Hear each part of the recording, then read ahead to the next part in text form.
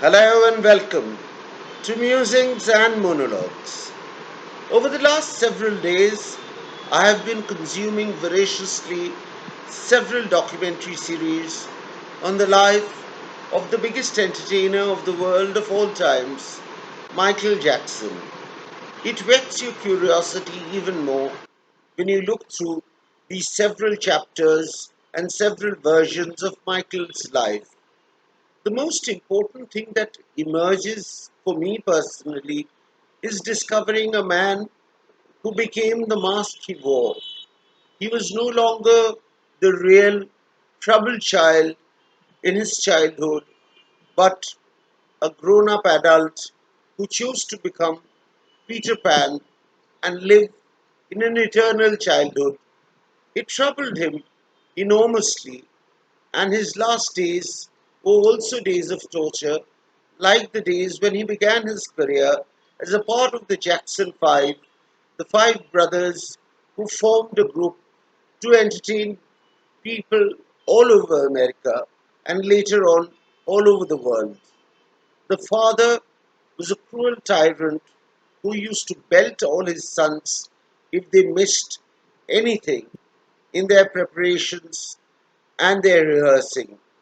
Michael carried that wound deep in his heart and grew up to become a troubled person, a person with several crises: identity, culture, gender, race.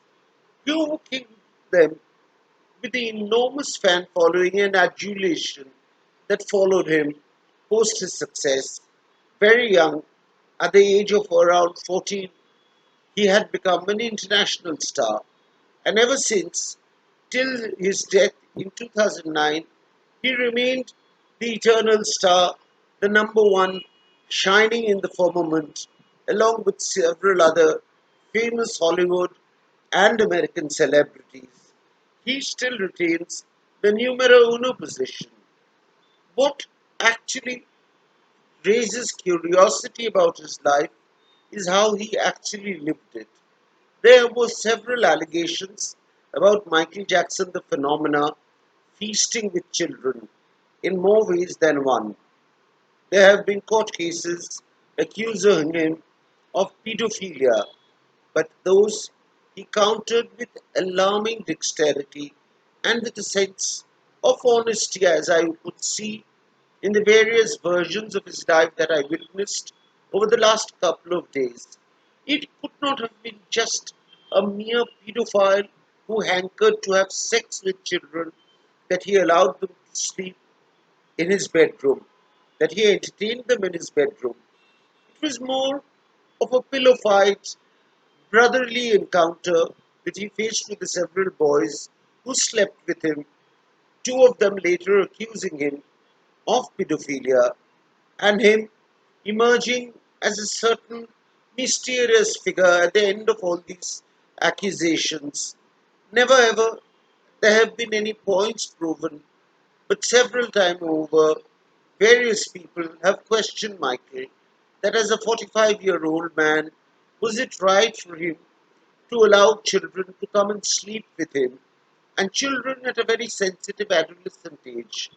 Children who were not mere babies, but children who were gaining a consciousness about their environment.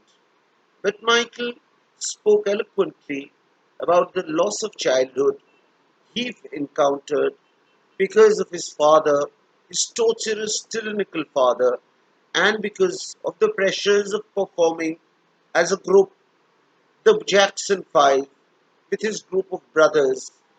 He realized around the time he was around 14 that he could become a solo artist, and he revolted for the first time against his father, who strictly told him not to go the solo way. But he had enough money and dependability backing him for him to venture out as a solo artist and become, in soon times, the number one pop artist of the world. In his lifetime, what Michael faced and encountered was amazing.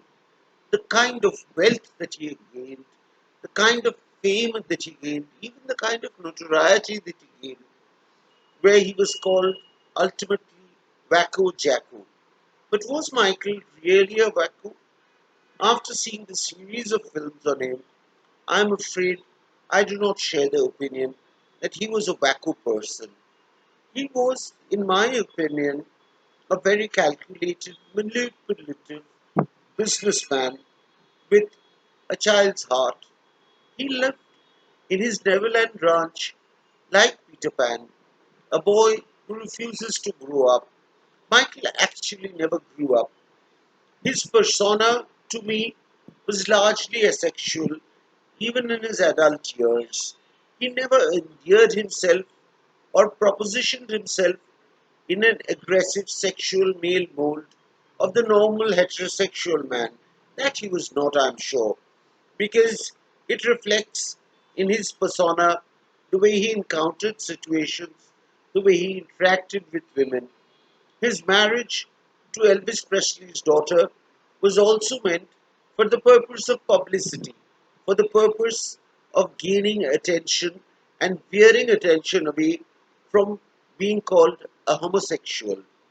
That was the riding concern on which he banked, and his 2 year marriage to Elvis Presley's daughter, Eva Maria Presley, was largely an effort to cover up, largely an effort to make him appeal to the mainstream, which, irrespective of his political, social, and sexual annotations, remained very strongly with him till his dying moments.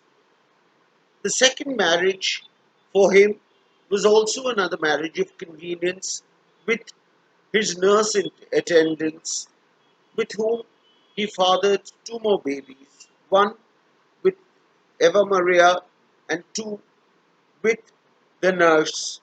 All three children emerged as spotless white characters, which is, in a way, a little too hard to believe that they were actually born out of the sperm of Michael Jackson. His friend later confessed on a television show that Michael had asked him to lend sperm to create a baby for the second time around in his life. This is all mired in controversy. That is not a right area to go in and dwell upon 11 years after his death. The area that concerns the most people who are not admirers of Michael Jackson, but people who are aware of Michael Jackson's history.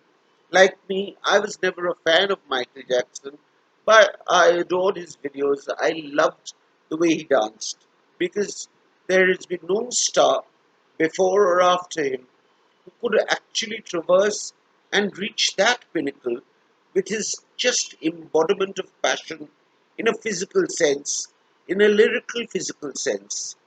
What disturbed me the most were the last years that Michael lived.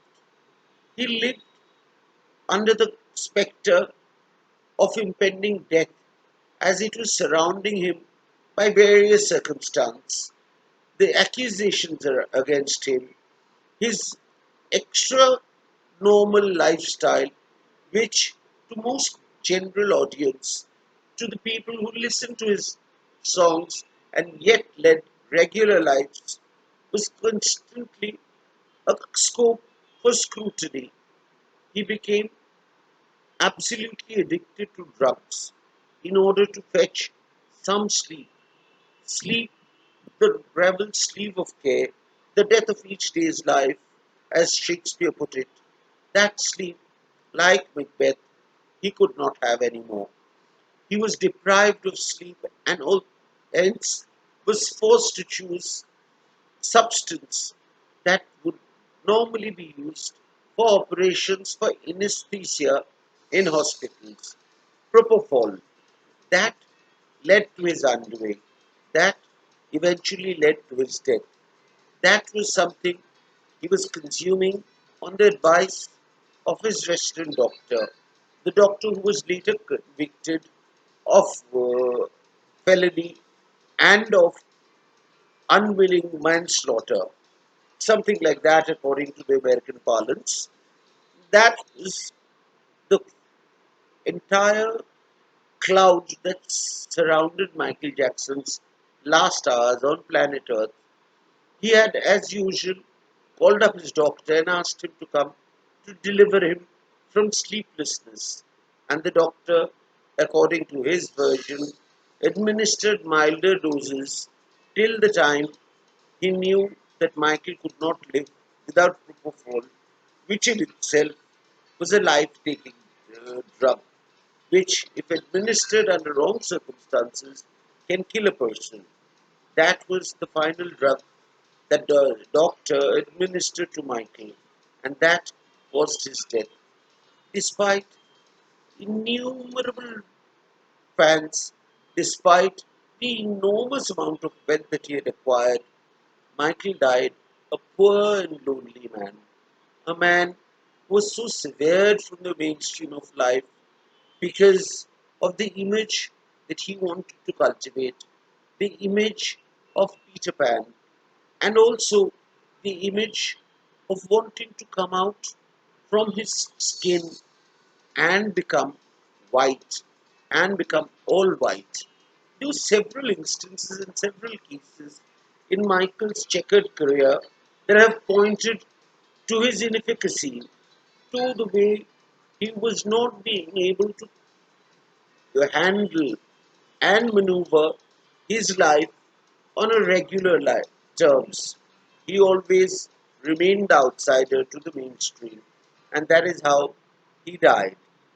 That is something we need to debate about, ponder about, and analyze in times to come when Michael no longer remains the legend that he is till even now, 11 years after his death. In 100 years, maybe, history will be able to gauge what was the true Michael Jackson. Till such time, despite probing and roving through several documentaries and several articles and books that have been written about him, you cannot actually touch the pulse of that person.